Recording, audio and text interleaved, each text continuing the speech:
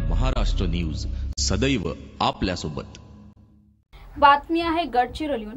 गडचिरोली जिल्ह्यातील सिरोंचा तालुक्याला लागून असलेल्या तेलंगणा राज्याची करीमनगर जिल्ह्यामधील सिरोंचा ते कालेश्वरला जाणाऱ्या गोदावरी पुलाच्या बांधकामाजवळ गोदावरी नदीत बोट बुडाल्याने बोटवर प्रवास करणारे 22 जण पाण्यात बुडाले आहे। यापैकी 6 जण बेपत्ता असून 16 जणांना वाचवण्यात यश आले। बोट बुडाल्याची माहिती मिळताच नागरिकांनी घटनास्थळावर धाव घेऊन नदीच्या पात्रात बुडालेल्यांना वाचवण्यासाठी अथक प्रयत्न सुरू केले।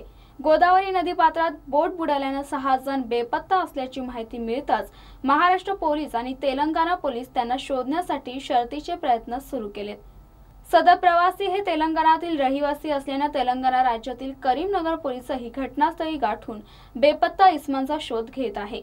सिरोंचा तालुका मुख्यालयालगत असलेल्या तेलंगणा राज्याला जोडणाऱ्या या गोदावरी पुलाचे बांधकाम सुरू असलेल्या जागेवर कच्चा रस्ता लोकांच्या आवागमनासाठी बनवण्यात आला आहे। गोदावरी पुलाच्या बांधकामामुळे नदीच्या पाण्याचा प्रवाह मार्ग वळवण्याकरिता काम सुरू होते। त्यावेळी कालपासून रस्ता बंद करण्यात आला होता। त्या दरम्यान लोकांच्या सोयीसाठी स्ट्रीमर सुरू करण्यात आली होती। दरम्यान सिरोंच्या कडील काठावरील तेलंगणा राज्यातील कालेश्वर जवळील कन्नेपल्ली गावाजवळील नदी काठकडे जाताना नदी पात्रात प्रवाहात बोट सापडली, त्यामुळे सदर बोटचा मार्ग बदललाय। नदीच्या अतिप्रवाहामुळे बोट वाहून गेली। त्या दरम्यान कच्चा रस्ता बनवलेल्या लोह पुलाला जाऊन आदळली, त्यामुळे बोट उलटली। यात एकूण 22 प्रवासी होते। त्या स्ट्रीमरवर 3 मोटारसायकल सुद्धा होते। घटनास्थळावरील प्रत्यक्षदर्शींनी वाचवण्याचा प्रयत्न केला। या 16 प्रवाशांना वाचवण्यात यश आले, परंतु 6 प्रवासी बेपत्ता झाले आहेत। या 6 प्रवाशांमध्ये 3 लहान मुलांचा समावेश आहे। घटनेची माहिती मिळताच पोलीस विभागाकडून शोध मोहीम सुरू करण्यात आली।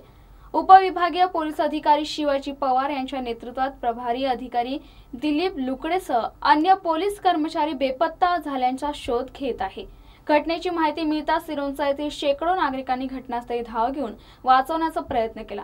या घटनेमुळे सिरोंचा येथे हळहळ व्यक्त होत आहे आणि त्याचा इम्बॅलन्स नदीचा प्रवाह जास्त असल्यामुळे डायव्हर्जनचं काम सुरू आहे, त्यामुळे त्यांचा बोटचा बॅलन्स गेला आणि ती पलटी झाली। त्याच्यामध्ये साधारणतः 16-17 लोकांना आपल्याला वाचवण्यात यश आलेलं आहे आणि 3 लोक अजूनही मिसिंग आहेत। त्याच्यामध्ये एक 10 ते 12 वर्षाचा मुलगा आहे आणि 2 महिला। गडचिरोलीहून टी रोमित, गरजा महाराष्ट्र न्यूज।